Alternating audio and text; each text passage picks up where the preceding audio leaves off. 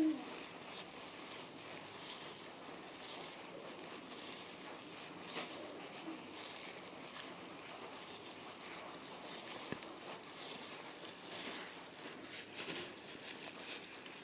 Guys বন্ধুরা, এখানে আমরা মরিচটা খুব ভালো করে একটু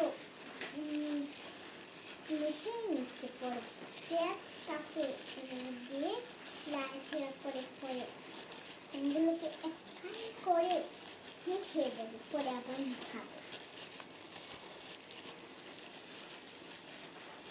বন্ধু, এবার আপনারা শুধু দেখুন।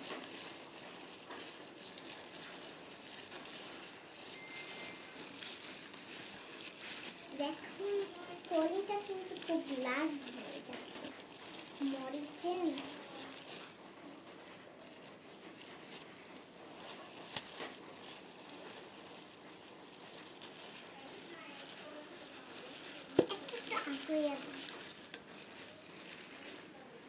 একটু আগাইয়া দেবেন।